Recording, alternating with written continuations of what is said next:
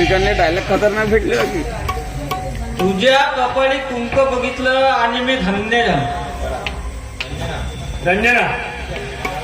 अगं तुझ्या मामाला भूक लागली, थोडं जेवणाची व्यवस्था पण नाही. अगोदर ना चाय पाणी करा आणि नंतर मग जेवणाची सोय करू. घरी पाहुणे आले ऐकीस का? माहिती ते नवीन सुनू आहे. चहा पाणी घेऊन ये लवकर.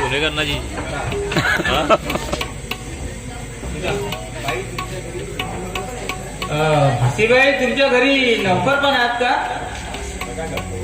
हे मामा गप्प बस ना. अरे या घरच्या मालकीन आहेत त्या मालकीन. अच्छा, म्हणजे नात्याने बहीण लागेल माझी.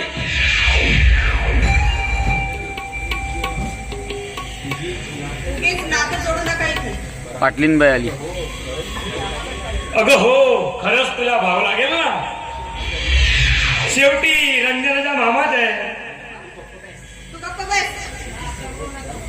तुझी सगळी चाल समजली मला.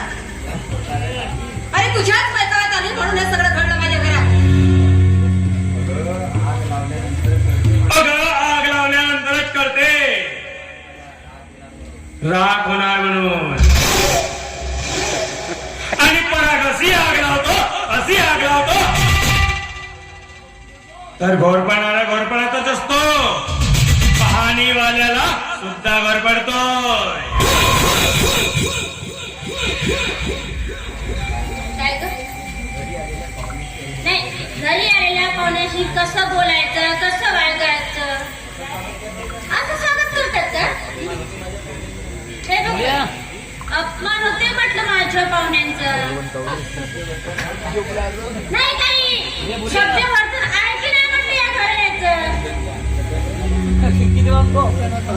सभ्य वर्तन तुला तरी कुठला आलं? तेही असले कपडे घालून. सभ्यवती बाई कशी असते सांगते का तिला? म्हणजे मी कशी राहायला पाहिजे, कशी वागायला पाहिजे हे तू मला सांगणार का? त्या मागाशी लावली होती त्यांना पडलीच. माझ्या नव्याला वाटतं ना, मग झालं. मला तुझ्याशी काही लेणं देणं नाही. देणं देणं आहे. कारण तू कशी असलीस ना, तू या घरची सून आहे. सून आहे ना? हो, मी या घरची सून आहे.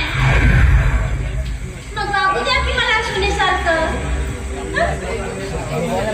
कसं लागायला हवं आता तुला? गड्यात मंगळसूत्र नाही, कपडावर टिकली नाही.